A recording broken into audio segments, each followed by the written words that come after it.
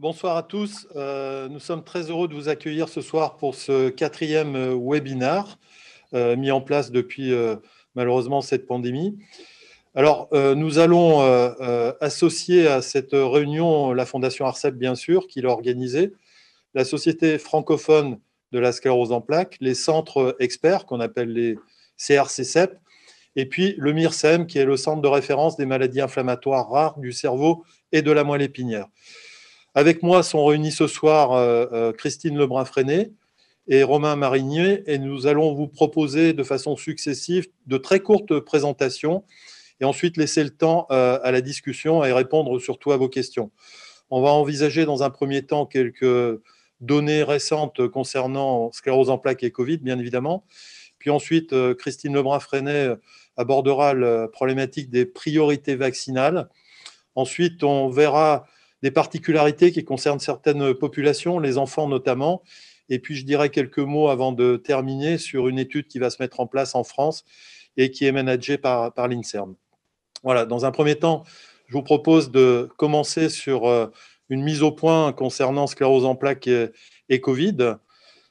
Alors, vous savez qu'en mars dernier, bon, ça fait maintenant malheureusement un an, lorsque l'épidémie est arrivée, et non choisie, si je puis dire, deux questions importantes étaient posées concernant la problématique liée à la sclérose en plaques. La première, c'est une évidence que de se poser la question de savoir si cette maladie pouvait impacter des formes plus graves de Covid, c'est-à-dire si en ayant une sclérose en plaques, on était à sur-risque de développer des formes plus graves de Covid, et vous en connaissez la gravité. Et la deuxième question, qui était peut-être un peu plus concernait un peu plus les neurologues, était de savoir si les traitements que nous utilisons pouvaient aussi impacter des formes graves de Covid.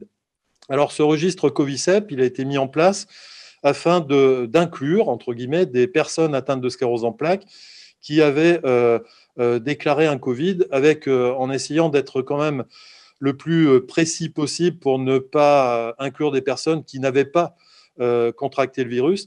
Donc, il fallait, pour être dans le registre, la base de données, soit que le Covid ait été confirmé d'un point de vue sérologie ou avec une PCR, avoir des images tout à fait caractéristiques s'il y avait des troubles respiratoires au niveau du scanner thoracique, avoir des symptômes qu'on a appris à connaître parce qu'on ne les connaissait pas au début, tels que les troubles du goût et de l'olfaction, et puis des symptômes typiques de Covid qui étaient connus depuis le départ, la fièvre, la toux, la fatigue, à partir du moment où le patient était dans une zone dite endémique. Alors, la question principale qui était posée par cette étude, c'était de savoir si, en fonction de la sévérité de la maladie, il y avait des paramètres liés à la maladie ou à d'autres éléments rentrant en jeu chez les patients pour expliquer qu'on puisse faire une forme plus grave de Covid. Alors, on a catégorisé les personnes atteintes de sclérose en plaques qui avaient présenté un Covid, vous voyez, de façon graduelle, avec deux paliers qui sont en faveur d'une forme bénigne de Covid, c'est-à-dire des patients non hospitalisés qui n'ont pas limité leur activité, ou des patients non hospitalisés mais qui sont restés à la maison par exemple parce qu'ils étaient fatigués, des patients hospitalisés, des patients nécessitant une oxygénothérapie, des patients hospitalisés avec oxygène à très haut débit, des patients en réanimation et malheureusement, le grade ultime, le grade 7, des patients qui seraient décédés de la maladie. Alors, un premier résultat qui d'ailleurs correspond à certaines questions qui ont été posées par vous. Y a-t-il des symptômes plus caractéristiques chez les patients atteints de sclérose en plaques qui ont contracté le virus? La réponse est non.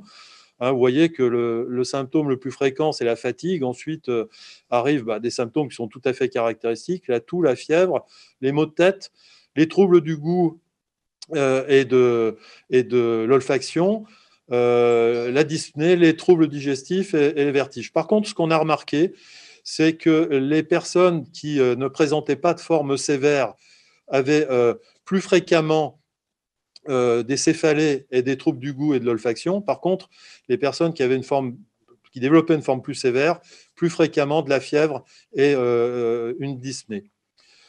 Alors, on ne va pas rentrer dans le détail, mais les éléments importants qu'il faut retenir, c'est que dans ce registre, on a identifié des facteurs qui pouvaient expliquer une gravité supérieure du Covid, principalement l'âge, Ensuite, le sexe masculin, des personnes atteintes d'obésité et de maladies cardiaques associées. Et surtout, un des facteurs importants qui apparaît ici, c'est le niveau de handicap. Alors, on utilise une échelle dans la sclérose en plaques qui s'appelle le DSS, qui va de 0 à 8, 9. Voilà, à partir de 3 et au-dessus de 6, vous voyez que tout se situe à droite, comme la comorbidité, le sexe masculin, l'âge et les pathologies cardiaques associées. Et quand on est à droite, ça veut dire qu'on a un risque supérieur de faire une forme plus grave. Quand on est à gauche, ça ne veut pas dire qu'on est protégé du Covid, mais ça veut dire que c'est plutôt des éléments en faveur d'une forme plutôt bénigne. Et là, ont été individualisés dans cette cohorte française, d'abord les interférons et la Copaxone, qui sont bien à gauche et qui semblent quelque part un peu protégés. Les autres traitements, en majorité, qui sont eux aussi à gauche, et puis un peu à gauche, pratiquement au milieu, les traitements plus incisifs que sont le fingolimod, l'ocrelizumab ou le rituximab. Tout ça pour dire qu'en fait, les principales caractéristiques qui font qu'on puisse faire une forme grave de Covid en ayant une sclérose en plaques sont les mêmes que dans la population générale, en dehors d'un handicap élevé. Mais les traitements ne semblaient pas influencer le fait de faire une forme plus grave. Vous voyez que globalement, alors certes, ce sont les premiers résultats sur 350 patients. 16% des patients ont été hospitalisés. Malheureusement, un taux de décès un peu plus de 2%. Aujourd'hui, on a des données qui concernent beaucoup plus de patients au 30 mars dernier, c'est-à-dire hier, 13 000, plus, 1300 patients, pardon. Donc, on ne dispose pas des données de détail, mais on aura probablement des choses qui confirmeront ce qui a été individualisé lors des premiers résultats. Alors, ces résultats, ils sont en accord avec d'autres registres. Le registre italien, dont les résultats ont été communiqués en janvier de cette année, vous voyez, sur un nombre plus important de patients, 844 patients, qui retrouvent globalement les mêmes facteurs de risque, l'âge, le handicap, le sexe masculin, les maladies associées, mais qui pointent pour la première fois un risque qui serait un peu supérieur avec une classe de médicaments qu'on appelle les anti-CD20 et qui sont représentés principalement par l'ocrelizumab. Et cette étude confirme bien que les patients sous interféron et les patients sous les autres traitements, mais en particulier sous interféron, ne présentent pas de surrisque à développer des formes graves. Et puis, il y a 15 jours, nos collègues américains ont communiqué les résultats de leur registre avec un nombre beaucoup plus important de patients atteints de sclérose en plaques qui ont contracté le virus, plus de 1600 patients. Et là, encore une fois, les mêmes caractéristiques de risque supérieur de faire une forme grave, l'âge, le sexe masculin, le niveau de handicap et les maladies associées ressort comme étant positif. Par contre, sur un nombre beaucoup plus important de patients, ce registre confirme aussi que le rituximab et l'ocrelizumab sont à, on va dire, risque supérieur de développer une forme grave. Et pour la première fois, apparaît le fait d'avoir eu recours à un traitement corticoïde avant de contracter le virus qui pourrait impacter une forme plus grave de Covid. Dans ce registre plus important de patients, vous voyez 3% de décès. Voilà, ce sont les principaux éléments actuels. Il y en aura d'autres qui viendront. Et je vous propose de laisser la parole à Emmanuel Plassard pour répondre à quelques questions sur le sujet. Bonsoir à tous. Merci Jean pour ces précisions sur l'impact du Covid chez les personnes atteintes de CEP. Tu as répondu à de nombreuses questions qui ont été envoyées. Alors, tu as bien précisé que les personnes sous anti-CD20, donc Ocrevus, ocrelizumab, otuximab, ont un risque super de développer une forme grave. Mais la question aussi, c'est est-ce qu'ils ont un risque augmenté d'attraper la Covid par rapport aux personnes sous autres traitements? Alors, pour l'instant, on n'a pas de chiffres qui nous permettent de répondre à cette question, de savoir si un traitement pourrait, on va dire, sensibiliser le fait de plus fréquemment contracter le virus. A priori, je pense qu'on peut répondre non pour l'instant, sauf si des données ultérieures allaient dans l'autre sens. Mais les résultats globaux sur ces 3 registres montrent quand même que la majorité des traitements ne sont pas impactants pour des formes plus graves, en dehors du rituximab et de l'ocrelizumab, qui vont donc nécessiter une surveillance particulière. Et de ce fait, une question qui en découle, est-ce que les personnes sans traitement sont plus à risque de faire des formes graves que Non, sous non, traitement? non, ce serait plutôt l'inverse parce que notamment dans la base française, pour lequel on a un détail suffisant, un grand nombre de personnes n'étaient pas traitées et n'ont pas présenté de forme grave de Covid. Donc, globalement, sans traitement, le risque n'est pas augmenté. Avec la majorité des traitements, il ne l'est pas non plus. Surveillance attentive des personnes sous rituximab et ocrelizumab. Merci. Et une autre question, existe-t-il des séquelles différentes de celles de population générale lorsqu'une personne atteinte de CEP est contaminée par le virus? Alors, sur les résultats que je viens de vous montrer, la réponse est plutôt non, au sens des formes graves, donc avec des séquelles liées au Covid. Après, les symptômes liés au Covid, tels que la fièvre, la fatigue, ne vont pas aggraver la maladie au sens de son évolution, mais peuvent transitoirement aggraver un certain nombre de symptômes, par exemple les troubles de la marche, les troubles de la sensibilité, la raideur au niveau des jambes, dont on sait ces symptômes-là, peuvent être très sensibles à des facteurs extérieurs ou internes, mais qui ne sont pas spécifiques au Covid. Donc la période de phase Covid, si on peut dire, chez un patient atteint de sclérose en plaques, peut accentuer certains symptômes liés aux signes du Covid sans impacter l'évolution de la maladie. Merci. Alors, dernière question pour cette partie. En cas de contamination par le virus, faut-il continuer les traitements? Alors la réponse est oui, et surtout oui, pour deux raisons.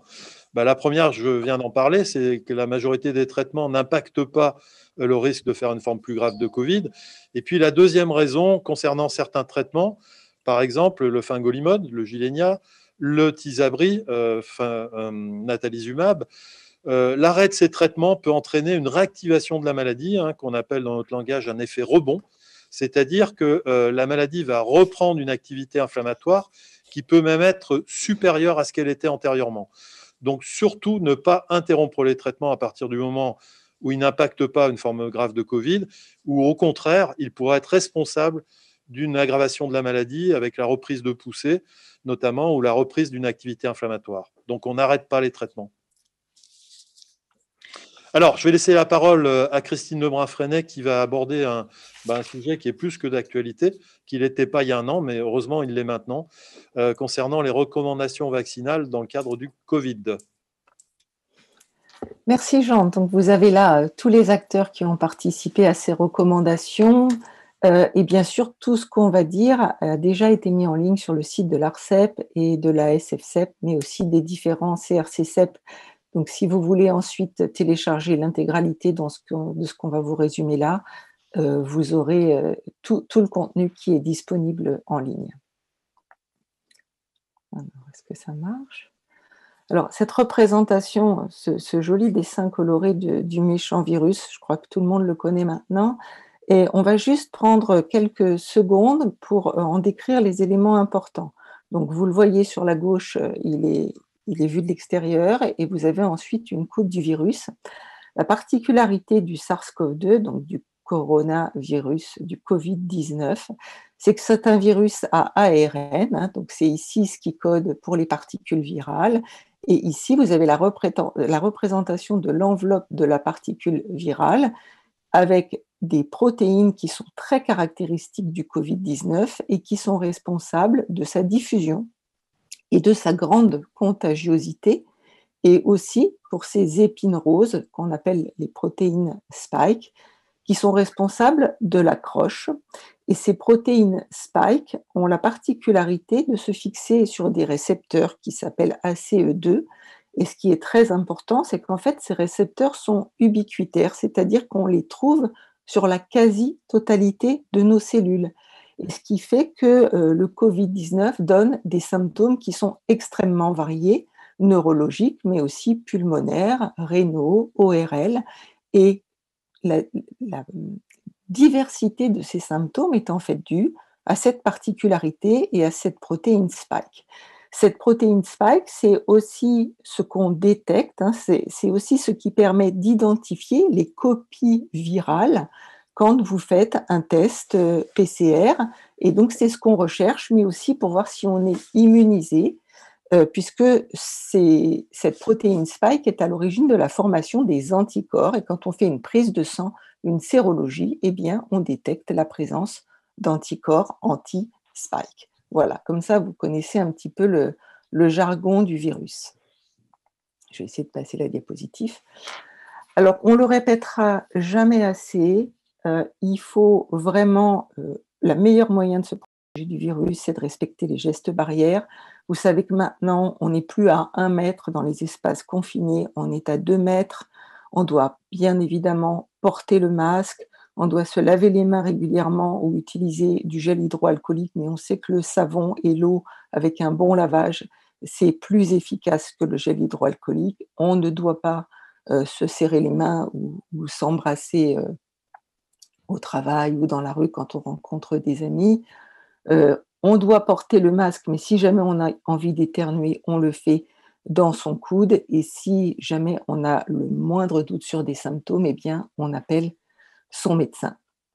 Et puis, bien sûr, dans la mesure du possible, et surtout actuellement, on favorise le télétravail.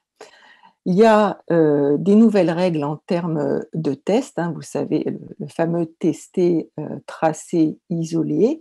Alors, le test, en cas de symptômes, il faut très, très rapidement contacter son médecin ou descendre dans la rue, puisque maintenant, de plus en plus, il y a la possibilité de faire des tests antigéniques qui prennent exactement 15 minutes pour avoir le résultat.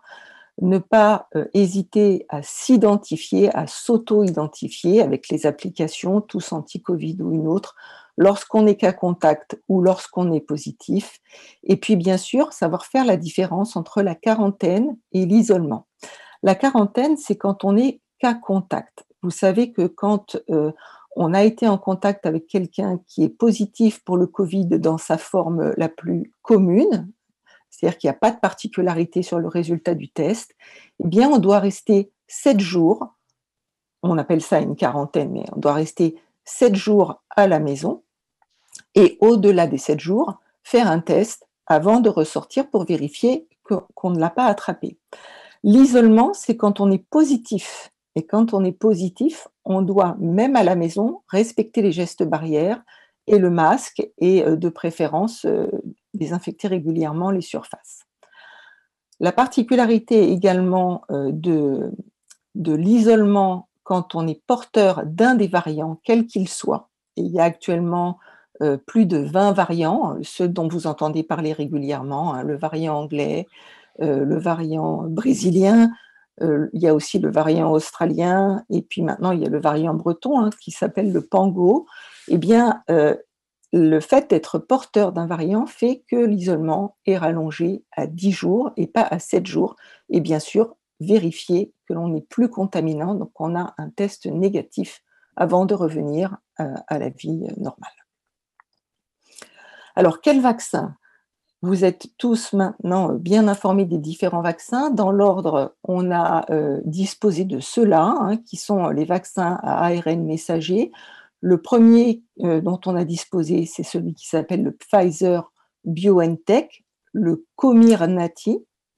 Et le second qui est arrivé très très près derrière, c'est le Moderna, qui, à ma connaissance, pour l'instant, n'a pas d'autre nom. Il n'y a pas de contre-indication médicale à se faire administrer un vaccin à ARN messager, sauf si on a une susceptibilité ou une allergie très particulière à une molécule qui s'appelle le polyéthylène-glycol, mais ça, on ne peut pas l'ignorer. Donc, pas de contre-indication, sauf si on est allergique à ce produit, et c'est extrêmement rare. Le troisième qui est arrivé, c'est un vaccin d'une autre famille, qui est un vaccin à adénovirus. Donc, c'est un vaccin qui est inactivé et non réplicatif. Donc là aussi, pas de contre-indication dans l'absolu. La particularité de ce troisième vaccin, c'est qu'il faut 2 injections, comme les 2 précédents, mais à 3 mois d'intervalle, alors que les 2 autres, le temps qui sépare les 2 injections est de 3 à 4 semaines. Et puis celui dont on a entendu parler dans la presse, c'est le Johnson et Johnson, qui est aussi un vaccin à adénovirus, et sa grande qualité, c'est qu'il ne va avoir besoin que d'une seule injection pour obtenir des taux d'immunogénicité, c'est-à-dire la protection pour la personne maximale. Et puis, il y a tous les autres. Vous avez entendu parler du russe, du chinois, du Sanofi, mais pour l'instant, ils ne sont pas disponibles, ou s'ils sont disponibles dans d'autres pays d'Europe, la France n'a pas prévu de s'en approvisionner. Qui doit se faire vacciner? C'est important de le rappeler.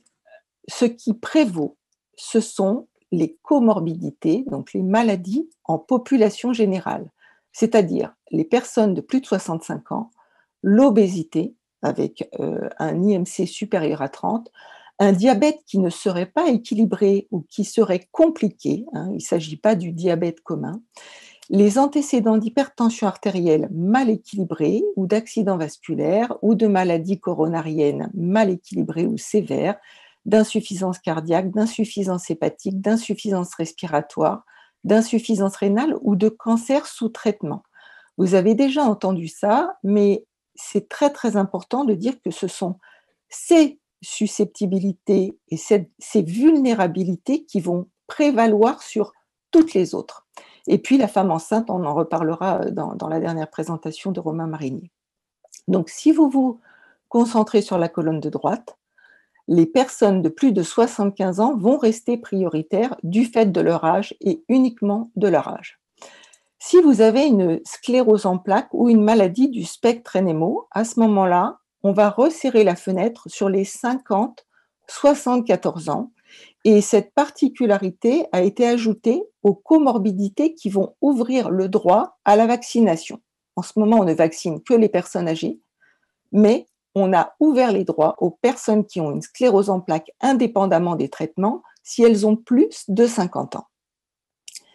Et si le patient a une sclérose en plaques ou une maladie du spectre NMO et qu'il a un traitement, notamment un traitement immunosuppresseur par anti-CD20, à ce moment-là, il est catégorisé comme prioritaire, quel que soit son âge. Et cela prévaut pour les deux anti-CD20, rituximab et ocrelizumab, et les deux grands types de maladies inflammatoires, sclérose en plaques et maladie du spectre NMO. Si j'y ajoute aussi les corticothérapies prolongées, mais c'est quand même un moyen thérapeutique qu'on utilise peu dans ces deux spectres de maladies.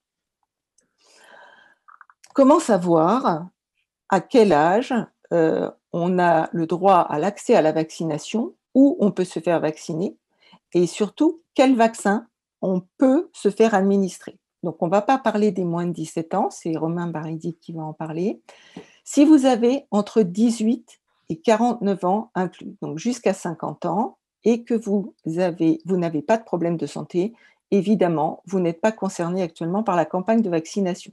Mais si vous avez une des maladies que l'on vient de citer, vous avez moins de 50 ans, la nouvelle recommandation, c'est que vous ne pouvez être vacciné qu'avec le Pfizer ou le Moderna. Si vous avez entre 50 et 55 ans et que vous êtes à haute vulnérabilité, vous ne pouvez également être vacciné qu'avec le Pfizer et le Moderna. Si vous avez entre 55 et 69 ans, on passe un petit peu de temps, mais vous allez vous reconnaître tous dans ces catégories-là. Si vous avez un risque de forme grave de Covid ou une maladie qui vous rend à haute vulnérabilité, vous pouvez être vacciné par le AstraZeneca et bientôt par le Johnson & Johnson. Mais si vous êtes à très haut risque, donc anti-CD20, sclérose en plaques, maladie du spectre NMO, corticothérapie prolongée, vous pouvez être vacciné avec les deux. Donc, la haute vulnérabilité va étendre votre possibilité d'être vacciné. Et si vous avez plus de 70 ans, vous pouvez également être vacciné pour les deux. Où est-ce que vous pouvez vous faire vacciner? Si c'est le AstraZeneca, votre médecin traitant, votre pharmacien, les centres de vaccination municipaux, les hôpitaux avec les CRC, beaucoup de CRC vaccinent maintenant, et les centres éphémères, ces fameux vaccinodromes.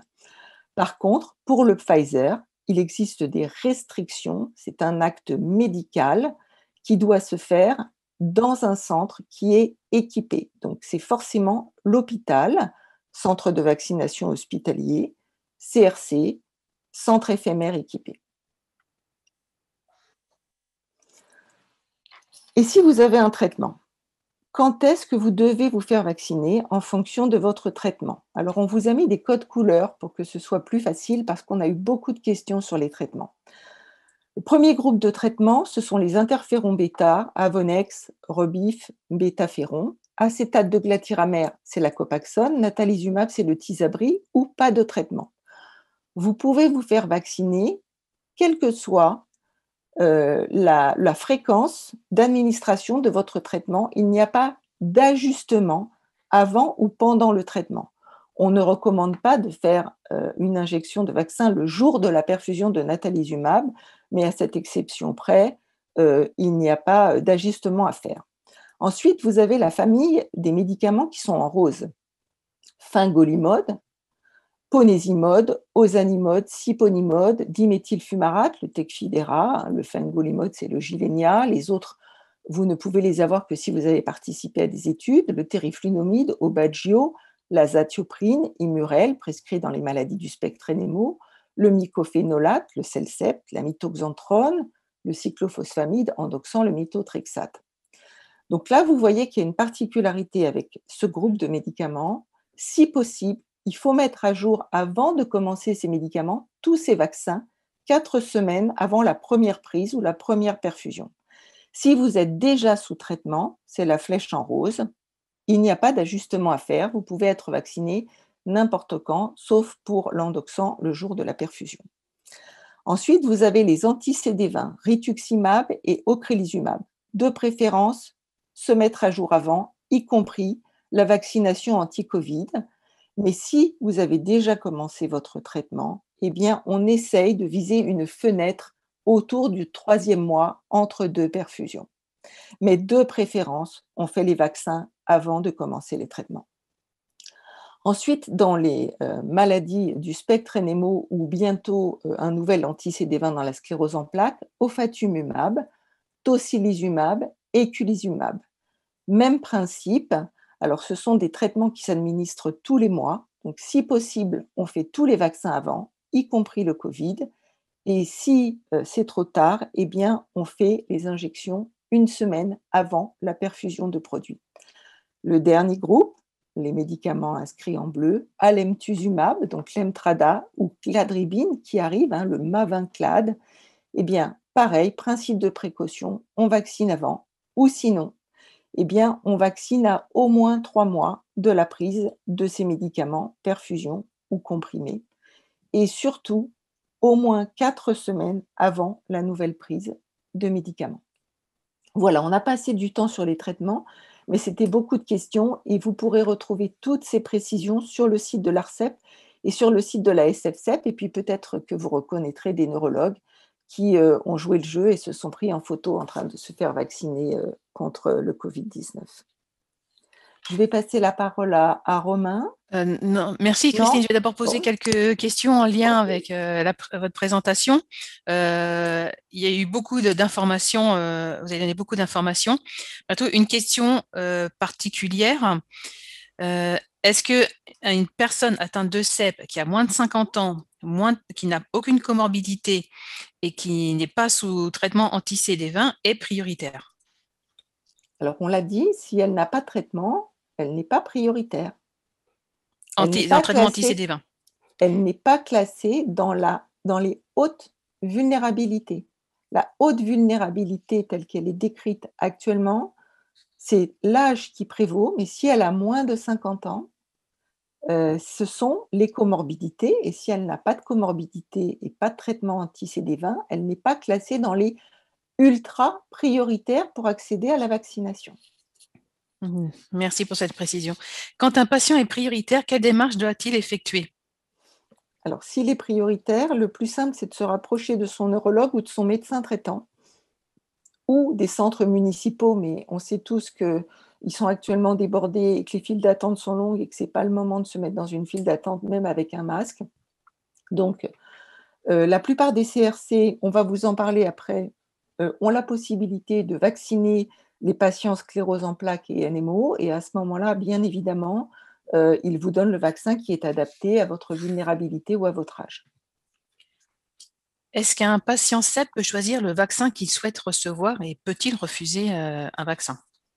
Cette vaccination n'est pas obligatoire, alors bien évidemment, il peut refuser, mais il ne peut pas choisir parce que vous avez vu, le ministère de la Santé a établi des priorités, c'est le tableau que je vous ai présenté, en fonction de l'âge et des comorbidités. Et nous disons, faut-il respecter le délai entre les 2 injections, comme c'est préconisé pour la population générale, quand on est une personne atteinte de CEP, ou faut-il modifier ce délai? Non, il ne faut pas modifier le délai. La seule chose qui peut faire modifier le délai, ce serait l'administration d'un traitement ou une contre-indication à faire l'injection. Alors, on fait toujours une consultation prévaccinale, on vérifie que la maladie auto-immune n'est pas en poussée, on vérifie que le patient n'a pas eu de température ou d'infection dans les 7 jours qui précèdent. Donc il y a tout un tas d'ajustements qui se font au moment de la consultation prévaccinale. Mais pour le Pfizer, c'est 21 jours jusqu'à 28 jours, et pour le Moderna, c'est tous les 28 jours, et pour le Astra, c'est à 3 mois d'intervalle. Donc la seule chose qui pourrait faire reculer une des injections, c'est un événement indésirable qui surviendrait entre-temps. Merci. Si un changement de traitement est envisagé, à quel moment faut-il privilégier la vaccination? Avant. Par contre, vous avez vu qu'il y a des subtilités au niveau des switches, hein. Si on a un traitement qui ne nécessite pas d'ajustement et le neurologue propose d'aller vers un traitement où il y a un ajustement, comme un anti-CD20, on vaccine avant, hein. Il y a rarement une urgence à changer de traitement. Quand on fait le vaccin Pfizer, il faut faire la première injection, attendre 3 semaines, faire la deuxième injection, et puis 3 semaines après, on commence le traitement. Donc, il vaut mieux se prémunir et préserver le maximum d'efficacité au vaccin anti-Covid, sauf dans une situation extrême où la maladie serait très agressive. Mais vous le savez, on a des RCP et souvent on pèse le pour et le contre tous ensemble quand les cas sont un petit peu plus compliqués. Une autre question, faut-il respecter un délai entre une poussée et la vaccination? Alors, qui dit poussée dit forte dose de corticoïdes. Donc là, il y a une recommandation qui dit qu'il faut attendre 4 semaines avant de faire la vaccination, quelle qu'elle soit, quel que soit le vaccin. Et la dernière question avant de passer la parole à Romain, lorsque le taux de lymphocytes est très bas, peut-on prétendre à la vaccination? Et si oui, faut-il privilégier un vaccin? Alors, c'est une excellente question, en fait, qu'on n'a pas mis sur le diaporama, c'est les médicaments qui induisent une lymphopénie. Alors, dans la dernière recommandation du ministère de la Santé, vous avez vu, on a réussi à faire rajouter la sclérose en plaques et les maladies du spectre NMO comme des maladies auto-immunes qui mettent un patient à risque. Mais si on regarde les autres maladies ou les autres causes d'ultra-vulnérabilité, eh bien, il y a la lymphopénie. Alors, il y a des grades de lymphopénie, on ne peut pas rentrer dans les détails, mais la lymphopénie en fait partie. Donc, pas la sclérose en plaques, pas n'importe quel traitement, mais si votre traitement induit une lymphopénie profonde, à ce moment-là, vous rentrez dans la catégorie de priorisation des vaccins. Les neurologues sont vraiment bien informés et ils vont vous faire un certificat de priorité vaccinale. On ne l'a pas dit, mais c'est important, hein. Ils connaissent la classification, ils ont la possibilité de vous faire un vaccin de priorité. Un certificat de priorité, pardon. Merci Christine. Donc, on va passer la parole à Romain maintenant. Merci beaucoup. Bonsoir à tous. Donc moi, je vais vous parler j'ai beaucoup parlé de la vaccination en général. Moi, je vais essayer de vous parler de la vaccination dans les situations particulières. Donc pour les enfants, pour les femmes enceintes et dans les maladies du spectre NMO avec les anticorps anti-MOG également. Donc je vais commencer par vous parler de cette situation, de cette maladie qui est proche de la sclérose en plaques, mais qui s'en différencie notamment par son évolution et son traitement. Donc là, comme l'a dit Christine, les maladies du spectre NMO sont clairement considérées comme des pathologies à haut risque et donc inscrites sur la liste des maladies rares, particulièrement à risque d'infection, et donc hautement prioritaires pour la vaccination. Alors là, il ne faut avoir en tête que les patients sous traitement. Ce n'est pas la même chose pour les patients sans traitement. Malheureusement, la plupart des patients souffrant de NMO classique ont un traitement du fait de la sévérité de la maladie, ce qui n'est pas toujours le cas pour d'autres maladies comme les anticorps anti-MOG. Donc, cette haute priorité est uniquement pour les patients sous traitement, quel que soit le traitement, que ce soit la corticothérapie à forte dose de façon prolongée ou les immunosuppresseurs et le rituximab dont on a déjà parlé tout à l'heure. Alors, clairement, le risque de Covid grave chez ces patients-là n'est pas lié à la maladie elle-même, mais au traitement, comme l'a montré Jean tout à l'heure, et ou au handicap, comme c'est également le cas pour la sclérose en plaques. Le risque lié au vaccin est identique à la population générale. Aujourd'hui, on n'a pas de signal de plus grand risque de complications chez ces patients, même s'il faut rester prudent, bien entendu, du fait de la rareté de ces pathologies. Il y a un nombre non négligeable de patients qui a déjà bénéficié de la vaccination, notamment en Amérique du Nord ou en Angleterre, et pour l'instant, on n'a pas de signal, bien heureusement. Alors, la question qui a déjà été abordée sur l'effet des traitements, notamment des anti-CD20 sur l'efficacité des vaccins, reste effectivement une question importante, et une étude dont vous parlera Jean Pelletier tout à l'heure, Koff-Popart, devrait pouvoir y répondre. Si l'on maintenant s'intéresse à la question de la femme enceinte, qui est forcément une question extrêmement importante, aujourd'hui, nous avons des recommandations de la Haute Autorité de Santé, notamment que malgré l'absence de données suffisantes au cours de la grossesse, de données cliniques, l'administration des vaccins contre la Covid chez la femme enceinte n'est pas contre-indiquée. Même au contraire, il y a une étude, une méta-analyse, c'est-à-dire qui a repris beaucoup d'études de par le monde sur l'impact potentiel de la Covid chez les femmes enceintes. Et cette étude a montré qu'il y avait un surrisque de Covid sévère dans certaines catégories de femmes enceintes, celles qui ont des comorbidités, celles qui sont d'ailleurs les comorbidités de la Covid, que sont l'hypertension, l'obésité ou le diabète, et en cas d'un âge maternel supérieur à 35 ans.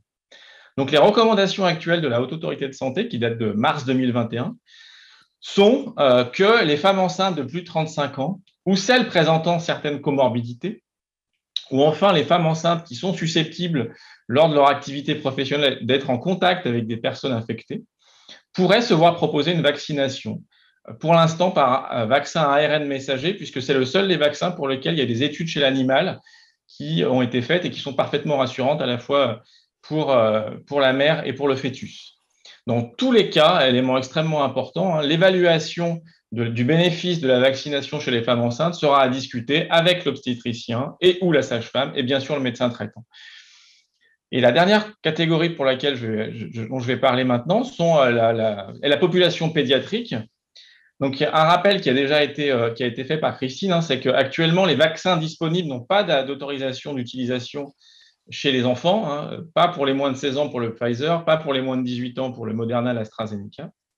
Un autre élément à prendre en considération, c'est que le risque de forme grave de Covid-19 est très faible chez les enfants, y compris chez les enfants ayant une NMO ou une sclérose en plaques, et y compris chez les enfants ayant un traitement immunosuppresseur. Enfin, élément extrêmement important à prendre en considération, les risques et l'efficacité des vaccins ne sont pas connus actuellement dans ces populations. Donc, les recommandations de la Société française de pédiatrie sont à 3 niveaux. Dans la population pédiatrique générale, aujourd'hui, la vaccination n'est pas considérée comme nécessaire. Il y a une seule catégorie dans laquelle la vaccination est recommandée. C'est une catégorie extrêmement rare d'enfants qui souffrent de maladies qu'on appelle de déficits immunitaires congénitaux, qui forcément va exposer l'enfant à un risque infectieux majeur de n'importe quelle infection, y compris la Covid.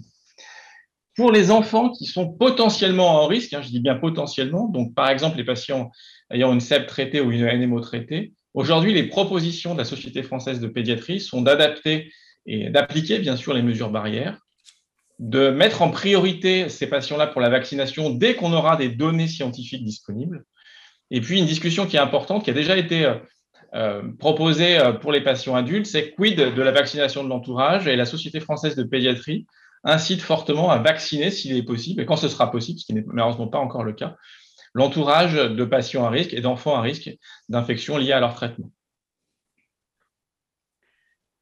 Merci Romain pour ces précisions sur ces populations spécifiques ou qui souvent sont vraiment particulières.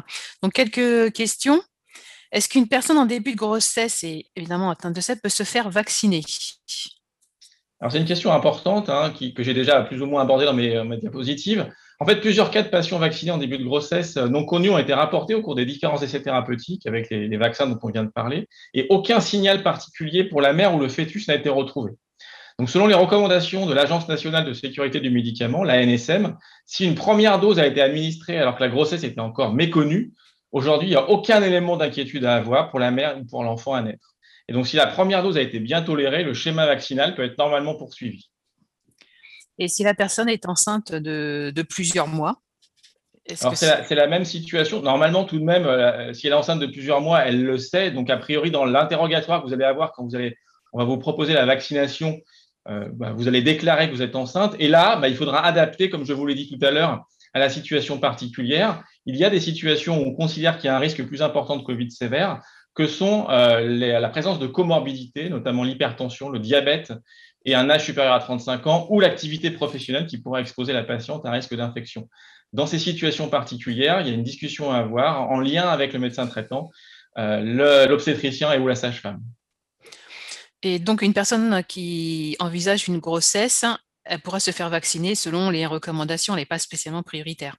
Non, aujourd'hui, la grossesse en soi n'est pas prioritaire, mais elle doit être discutée, la situation de grossesse doit être discutée en fonction des comorbidités. Alors, une question un petit peu particulière. Combien de temps après un accouchement, une femme peut-elle se faire vacciner? Alors, comme je l'ai dit, oui, c'est une bonne question, mais vous pouvez vous faire vacciner pendant la grossesse, donc dès le premier jour de l'accouchement. C'est peut-être pas le moment idéal pour se faire vacciner, mais aujourd'hui, on n'a aucune raison de penser que la vaccination puisse avoir un impact sur la maladie. Vous savez malheureusement que la période du postpartum dans la sclérose en plaques est un peu plus à risque de nouvelles poussées, mais le vaccin ne va pas avoir d'action là-dessus. Si vous devez reprendre un traitement qui a été arrêté pendant la grossesse et qui pourrait potentiellement réduire l'effet de la vaccination, alors là, il serait bien sûr plus judicieux de vous faire vacciner avant de reprendre le traitement. Cette décision devra être discutée avec votre neurologue. Les données concernant l'allaitement, elles sont rassurantes. En fait, même s'il n'y a pas d'études spécifiques sur le passage dans le lait chez la femme allaitante, sur la base des mécanismes biologiques des vaccinations, on n'a aucune raison de penser qu'il y a un effet attendu chez le nourrisson ou l'enfant allaité. Merci Romain, tu as répondu à plusieurs questions en même temps. Donc, une dernière avant de redonner la parole à Jean. Une femme atteinte donc, de CEP ménopausée avec un traitement hormonal peut-elle se faire vacciner? Et si oui, faut-il privilégier un vaccin? Et est-ce qu'il y a des différences selon qu'elle prenne un traitement hormonal ou non? Alors aujourd'hui, à ma connaissance, la ménopause en elle-même n'est pas considérée comme un facteur de vulnérabilité à la Covid, ni par ailleurs l'utilisation d'un traitement hormonal substitutif. C'est en fait l'âge qui sera le facteur primordial. Donc, compte tenu des dernières recommandations, comme l'a dit Christine, avant 55 ans, seuls les vaccins ARN sont autorisés. Entre 55 et 75, les deux types, et après 75, uniquement les vaccins ARN également. Donc, je crois que maintenant, on va repasser à Jean qui va nous présenter l'étude COV-POPART. Donc, quelques mots pour cette étude qui va se mettre en place dans les jours qui viennent et qui répond un petit peu à ce qu'on a entendu de la part de Romain, qui porte le joli nom de COV-POPART. Donc, c'est une étude qui n'est pas spécifiquement dévolue à la sclérose en plaques, vous voyez, qui va s'intéresser à un certain nombre de maladies particulières, telles que les cancers, les transplantations et autres greffes, les différentes insuffisances rénales, hépatiques, le diabète notamment, l'obésité, le VIH, et au milieu, la sclérose en plaques qui va concerner, et les maladies du spectre NMO, qui va concerner 600 personnes en France. Ces différents groupes de maladies particulières vont être comparés par rapport à un groupe contrôle, si mes souvenirs sont bons, de 1400 personnes avant 75 ans et de 450 personnes au-dessus de 75 ans, c'est-à-dire des personnes qui ne sont pas atteintes de ces maladies. Mais la question, c'est la question posée, c'est essayer de répondre aux questions pour lesquelles on n'a pas les réponses, justement, à savoir, est-ce que ces populations particulières vont répondre de la même façon à la vaccination? Est-ce qu'elles vont être différentes elles risquent d'être différentes entre elles? Est-ce qu'il va y avoir des caractéristiques liées au traitement? Et est-ce qu'on pourrait, s'il y a une situation d'échec liée à la vaccination dans ces différentes maladies, trouver des raisons, notamment immunologiques, génétiques, voire même en lien avec les traitements qui sont utilisés? Donc, c'est une très, très grosse étude qui va consister à suivre les personnes atteintes de ces différentes maladies dans les suites de la vaccination, voyez, 1 mois après, 6 mois, 12 mois et 24 mois. Donc, c'est une étude dite longitudinale, prospective, et qui va permettre notamment d'analyser la réponse immunitaire, d'essayer de répondre aux questions qui sont posées en suivant ces patients sur un long terme, et qui nous permettra peut-être d'apporter des réponses à la fois sur le statut vaccinal de ces personnes atteintes de ces différentes maladies. Est-ce qu'il est aussi bon que les autres? Est-ce que peut-être certains vaccins seront à privilégier plutôt que d'autres? Et puis, si ce n'était pas le cas, quelles pourraient en être les raisons, les traitements? Vous voyez qu'on va même très loin, rechercher des déterminants génétiques. Donc, il est possible que dans votre suivi, on vous parle de cette étude. Je pense que c'est une bonne chose éventuellement d'y participer. Et tous les centres, les CRC-CEP de France vont participer à cette étude qui est, encore une fois, labellisée par l'INSERM. Voilà, je vais arrêter là et puis on va redonner la parole à Emmanuel qui a probablement d'autres réponses un peu plus générales pour qu'on puisse essayer d'y répondre. Oui, merci Jean. Alors, on a eu beaucoup de questions qui seront apportées par cette étude COV-POPART. Donc, pour le moment, on ne va pas y répondre. Il y a différentes questions. Peut-être que tu peux y répondre ou alors solliciter Christine ou Romain. Déjà, une question qui revient souvent. Les différents vaccins empêchent-ils d'attraper la Covid ou de développer une forme grave? Jean, est-ce que tu peux répondre? Oui, alors, encore une fois, ce qu'il faut essayer de comprendre, c'est qu'on avance progressivement dans le temps. La vaccination est récente. Il faut avoir un suivi suffisamment long. C'est peut-être d'ailleurs ce genre d'étude qui va permettre d'y répondre dans certaines populations. Bien sûr que la vaccination, le principal but, c'est d'être protégé contre le virus, donc d'éviter de contracter le virus. Et si ce n'est pas le cas, mais encore une fois, on n'a pas toutes les réponses en termes de pourcentage, c'est si la vaccination était insuffisante pour protéger complètement du virus, est-ce qu'elle protégera de formes graves du virus? Alors, on a des réponses indirectes par d'autres vaccinations, notamment des vaccinations très utilisées comme la vaccination antigrippale, dont on sait qu'elle permet, dans un grand nombre de cas, d'éviter de contracter la grippe et chez des patients qui seraient quand même à même de contracter la grippe, d'éviter des formes graves. Et toutes ces réponses-là, elles vont arriver au fur et à mesure du temps et on est un peu désolé de ne pouvoir y répondre de façon précise puisqu'on n'a pas toutes les données. Christine, est-ce que les différents vaccins protègent de tous les variants du Covid-19? Alors, on n'a pas la réponse complète à ça. On sait que pour les vaccins à ARN messager, il y a eu des études, mais pas chez les personnes, hein, des études in vitro, qui disent qu'a priori, il y a une couverture qui est très satisfaisante pour les 3 principaux variants. Mais depuis que ces études sont sorties, il y a une dizaine ou une quinzaine de nouveaux variants, donc on ne peut pas avoir la réponse en temps réel. En ce qui concerne l'efficacité et la pharmacovigilance de l'autre vaccin, le AstraZeneca, on sait qu'il est efficace sur le variant anglais et sur la forme commune. À ma connaissance, Jean ou Romain ont peut-être les informations, mais à ma connaissance, on n'a pas eu d'informations sur le brésilien et sur le sud-africain, qui ne sont pas les souches majoritaires en France, hein. En France, on a en ce moment plus de 60% de variants anglais. Alors, encore une question pour vous, Christine. Est-ce que l'efficacité des vaccins varie en fonction du traitement reçu? Alors ça, c'est ce que vient de présenter Jean, hein. On aura vraiment la réponse que quand on aura les résultats de l'étude COV-POPART, puisque les patients qui ont une sclérose en plaques ou une maladie du spectre NMO vont pouvoir intégrer cette étude quasiment quel que soit le traitement. Et donc, on va pouvoir voir en fonction de chaque traitement et chaque terrain si les vaccins sont efficaces, dans quel pourcentage et surtout combien de temps, puisqu'on attend encore la réponse, même si on s'en doute tous un petit peu, qu'il va falloir se vacciner tous les ans contre le Covid. Merci. Romain, une double question, enfin un peu plus que double. Quels sont les effets secondaires des différents vaccins chez les personnes atteintes de CEP? Est-ce qu'ils sont les mêmes après chaque dose? Et est-ce qu'ils peuvent être différents en fonction du traitement et de la forme de maladie? Mais ça, je pense que la différence entre traitements, ce sera avec l'étude COV-POPAR qu'on aura la réponse. Mais quels sont les différents effets secondaires? Est-ce qu'ils sont différents après chaque dose ou identiques? Alors, globalement, on va différencier les vaccins ARN et le vaccin de type AstraZeneca pour les effets secondaires, hein, les plus fréquents.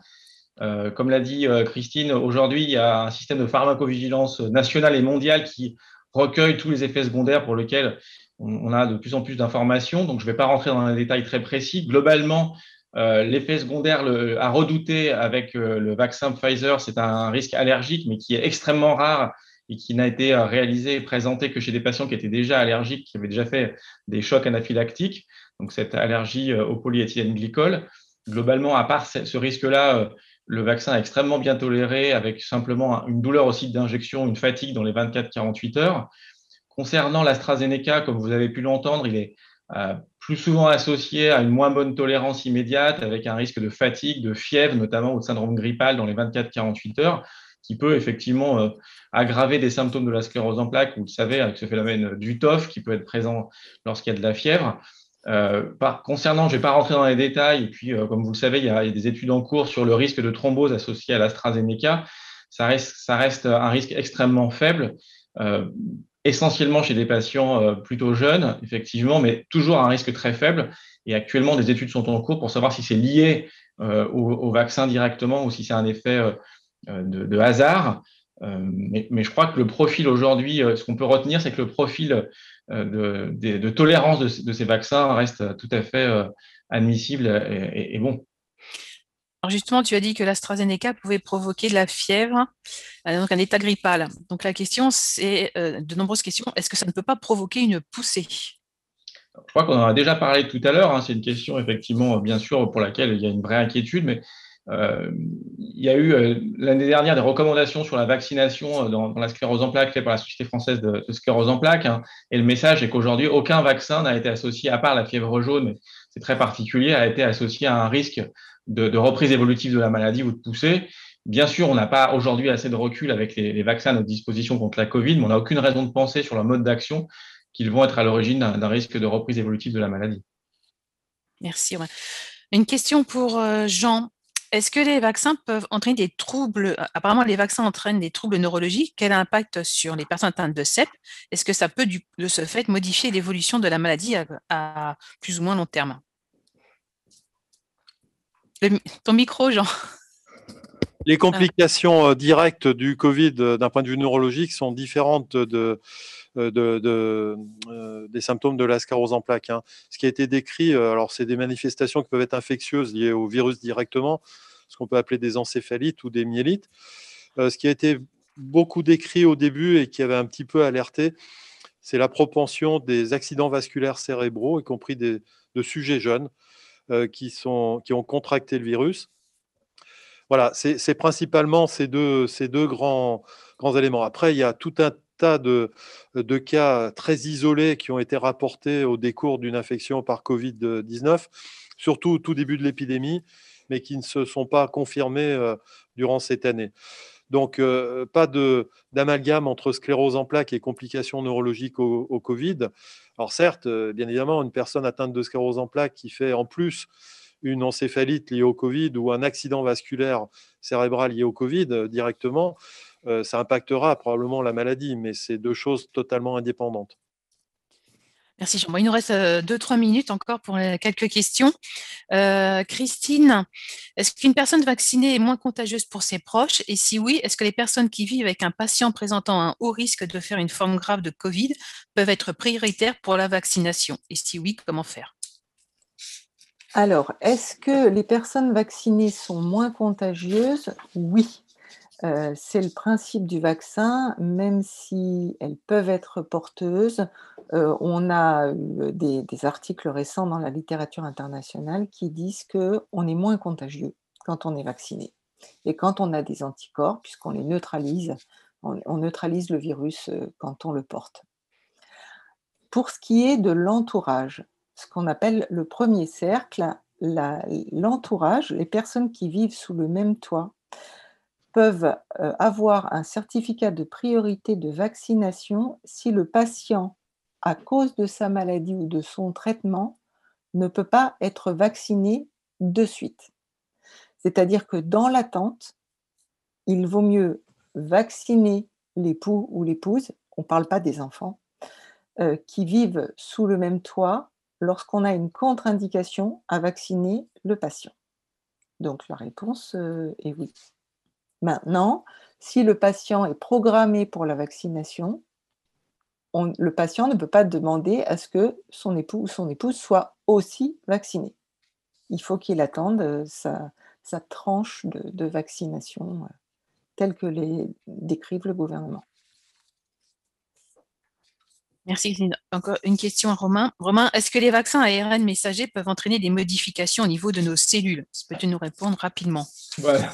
C'est dommage de finir sur cette question. Je pense que ça a été longuement débattu et le message est clair. Je n'ai pas envie de rentrer dans cette polémique. Ce que je peux vous dire, c'est que la réponse est non, hein, c'est clair. La seule modification attendue est celle de la traduction de cet ARN encapsulé en protéines, la protéine S ou Spike, dans le cas des vaccins Pfizer ou Moderna, et ce qui va servir à déclencher la réponse vaccinale.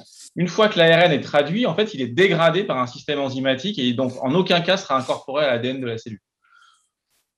Merci, Romain. Alors, je vais poser une dernière question à Jean, puis après, il faudra conclure. Quel est le processus de vaccination quand une personne a déjà eu la Covid? Et voilà, est-ce qu'il faut privilégier un vaccin? Combien d'injections et quel délai entre les injections? Est-ce que ça dépend du traitement? C'est aussi une question compliquée parce que pour l'instant, on n'a pas encore de données très précises sur la validité immunitaire après le Covid, c'est-à-dire la durée pendant laquelle on est protégé. Certains travaux parlent pour l'instant, parce qu'on va avancer au fur et à mesure, entre 6 et 8 mois, c'est peut-être plus en fonction de certaines personnes.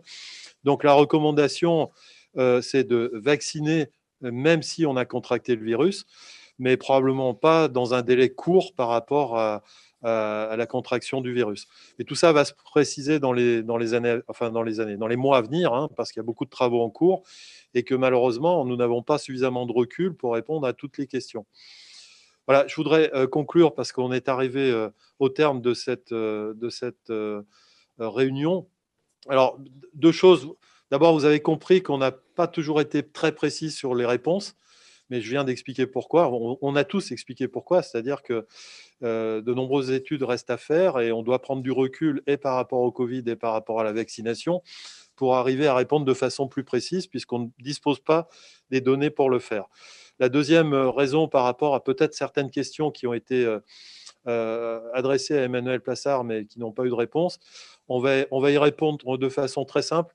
On va répondre à ces questions sur le site internet de la Fondation ARCEP, alors de façon groupée, pas obligatoirement de façon très personnalisée. Et si vous avez d'autres questions, vous pouvez envoyer ces questions et on essaiera d'y répondre dans un temps suffisamment rapide. Alors, le troisième élément important, si vous avez eu des difficultés à saisir certains messages, c'est que ce webinaire, il sera en replay, donc vous pourrez le reconsulter encore pour trouver des réponses à vos questions.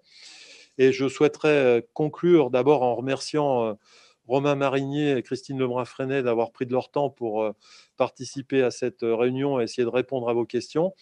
Remercier Mediscoop qui a mené de main de maître ce webinaire d'un point de vue technique. Et puis aussi et surtout remercier Emmanuel Plassard pour à la fois l'investissement dans la préparation et aussi l'animation, qui est l'élément clé de ces différents webinaires depuis un an malheureusement. Et peut-être vous faire passer le message qu'il y a de fortes chances pour qu'on puisse en faire d'autres. Et on s'adaptera à la fois à l'actualité, donc à des éléments qui vont arriver et pour lesquels on espère que ça pourra répondre à vos questions. Et puis, s'il y avait des choses particulières liées à la sclérose en plaques, bien évidemment aussi. Voilà, bonne soirée et merci à tous.